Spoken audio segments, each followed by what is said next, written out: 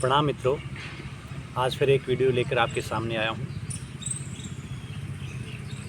काफ़ी लोगों ने कमेंट करके बताया है कि आचार्य जी आप अध्यात्म के बारे में कुछ बताएं।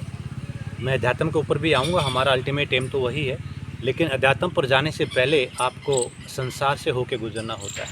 यदि आपने संसार को नहीं भोगा, उसका आनंद नहीं लिया, तो अध्यात्म की खिड़की नहीं खुलती है। अध्यात्म की खिड़की खोलने के लिए आपको पहले संसार से जी भर के जीना होगा। आज हम उसी के बारे में बात कर रहे हैं कि जियो जी भर के। प्रकृति ने, भगवान ने आपको जीवन दिया, इसको जी भर के जियो, भोगो इसको। खाना, कपड़ा, लत्ता, मकान, घूमना फिरना, गाड़ी, बंगला, रिश्ते, नाते, परिवार, दोस्ती, प्रेम, सब भोगो जीवन के अंदर, कुछ छोड़ो मत। ताकि क्या होता है, मैं इतने सारे बुज़ुर्गों से मिलता हूँ जो परिवार में हैं या पड़ोस में हैं, मैंने 90% को दुखी पाया है। शायद ही 100 में से 10% ऐसे होंगे जो सेटिस्फाइड अपनी लाइफ से। 90% क्या कहते हैं, हमने तो यूँ ही ज़िंदगी भर मेहनत किया, हमने तो ज़िंदगी भर यूँ ही कमाया, हम तो ज़िंदगी भर यूँ ही पापड़ बेले। तो भैया दोस्त किसको दे रहे हो? तो ये चीज़ आपको ना कहनी पड़े। मेरा इतना सा उद्देश्य है वीडियो बनाने का कि आपके मन में जो भी है आप कर लीजिए, लेकिन आपकी जो क्रियाएं हैं ना, आपके ओरिएंटेड होनी चाहिए, किसी और पे निर्भर नहीं होनी चाहिए कि मेरा बेटा ऐसा कर ले तो मैं खुश हो जाऊं, मेरा भाई ऐसा कर ले तो मैं खुश हो जाऊं, मेरे पापा ऐसे कर ले तो मैं खुश हो जाऊं। तो उनकी क्रियाओं में आप अपनी खुशी ढूंढ रहे हो। बस यही आपके दुखों का कारण है, आपके टेंशन का कारण है। आपने ऐसा सोचकर टेंशन का बीज बो दिया, आशा और निराशाओं का बीज बो दिया। तब आप कभी भी 100% ज़िंदगी को भोग नहीं सकते, सुखी नहीं हो सकते, आनंद में नहीं रह सकते। यदि आप सही में प्राकृतिक रूप से आनंदमयी होना चाहते हैं, सुखी ज़िंदगी जीना चाहते हैं, बुढ़ापे में एक सेटिस्फैक्शन आप चाहते हैं अपने जीवन के अंदर, तो आप अपने आनंद को अपनी क्रियाओं से जोड़ो। कि आपका जो आनंद आपकी क्रिया से आना चाहिए कि मैं ऐसा करूँगा तो मैं बड़ा खुशी मिलेगी। कि यदि मैं, जैसे अभी रक्षाबंधन आने वाला है, कोई बहन सोचे कि मेरा भाई मुझे रक्षाबंधन पे स्कूटी दे दो तो मुझे बड़ी खुशी मिलेगी, तो आपने गलती कर दी।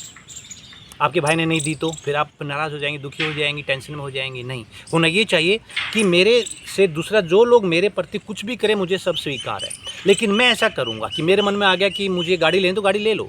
आपकी क्रिया से आपकी खुशी निकलनी चाहिए, ना कि दूसरे की क्रिया से। कि मेरे पापा ऐसे कर दें, नहीं।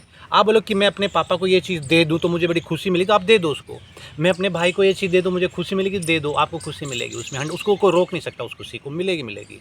तो अपनी खुशियों को अपने अंदर से गुजरने दें, अपने अंदर से आने दें, अपनी क्रियाओं से ओरिएंटेड होनी चाहिए। कंजूसी छोड़ दो, किसी चीज़ में कंजूसी मत करो। मैं बताता हूँ, मैं आज से 15-20 साल पहले ही बात कर रहा हूँ कि किसी शादी का इनविटेशन आ जाता तो मैं शादी में जाता, मैं 8 बजे निकल लेता, शादी में चला जाता था फैमिली के सब बच्चों को लेके। तो बोलते थे यार तो आप इतनी जल्दी कैसे आ गए? मैंने बताया 8 बजे मैं क्या, मेरा कुछ कारण है कि जब 11 बजे वापस जाऊँगा ना शादी अटेंड करके, तो मैं 1 राउंड और लगा दूँगा। तो मुझे ऐसी खुशी मिलती थी कि यार मेरी क्रिया में 1 राउंड और लगा दूँ। बट वो आज से पहले बात कर रहा हूँ, मैं आज की बात नहीं कर रहा हूँ। तो कहने मतलब है कि ज़िंदगी में कंजूसी मत करो किसी चीज़ के अंदर, जो आपके दिल में आता है करो, बट उसमें कि दूसरे को दिक्कत या परेशानी नहीं होनी चाहिए, किसी को हिंसा नहीं होनी चाहिए, किसी का अपमान नहीं होना चाहिए, और वो क्रिया आपकी अपनी होनी चाहिए। तब आप ज़िंदगी में वो लुत्फ़ उठा सकते हैं। आप अपने ज़िंदगी छोड़ने, पता जाना तो है एक दिन ज़िंदगी छोड़ के, इस शरीर को तो मरना ही एक दिन, आपको जाना है यहाँ से। सब कुछ, ये मकान, ये बंगला, ये गाड़ी, रिश्ते नाते, सब छूट जाएगा पीछे, कुछ नहीं बचने वाला आपके पास।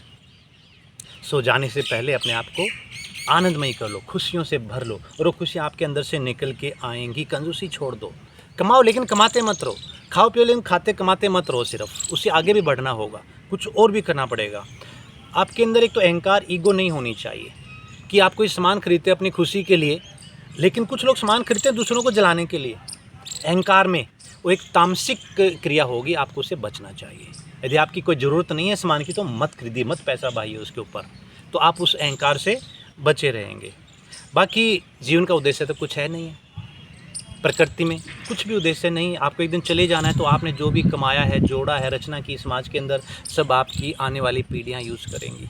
उसके बाद उनकी पीढ़ियाँ यूज़ करें, उनकी मर्ज़ी, उसको रखें ना रखें, बट घूम फिर के आएंगे तो आप इधर ही। बट आप सब भूल चुके होंगे जब तक। अध्यात्म की बात करेंगे हम, जन्म की, परमात्मा की, आत्मा की, कर्मों की, सब की बात करेंगे, लेकिन पहले हम एक बार संसार को अच्छी तरह भोग लें। आप इसको बांटना सीखो, एक तो दान देना सीखो। आप इतनी कंजूसी मत करें कि आपसे कोई कुछ मांगे रहा, बोले मेरे पास तो नहीं है, और आपके पास है जबकि आप झूठ बोल देते हो। एक भिखारी तक से इंसान झूठ बोल देता है। एक भिखारी 2 रुपये 5 रुपये मांग रहे हैं और आपके पास पैसे, आप बोल दो मेरा खुले नहीं है, जो कि खुले आपके पास हैं। आपके अंदर इतनी हिम्मत नहीं आप कह सको कि मैं पैसे नहीं देना चाहता हूँ, या तो आप इतना कह दो कि मैं आपको पैसे भीख नहीं देना चाहता हूँ। मेरी मर्जी, लेकिन झूठ तो मत बोलो भाई। क्या आप इतने काय डरपोक एक भिखारी के सामने झूठ बोल देते हो? इतना भी बोल्डनेस आपके अंदर तो ज़िंदगी का खाक जो हो गया। तो ज़िंदगी जियो जी भर के। यदि आप कमाते हैं तो जी भर के कमाई, लेकिन कमाते मत रहिए। कमाओ और फिर उसका आनंद लो। लोग होते कमाते रहते बूढ़े होकर मर जाते एक दिन। तो कहने का मतलब है ज़िंदगी को थोड़ा सा हसीन करो, ज़िंदगी को थोड़ी खुशियाँ लाओ अपनी क्रियाओं से। लेकिन जय हिंद, वंदे मातरम।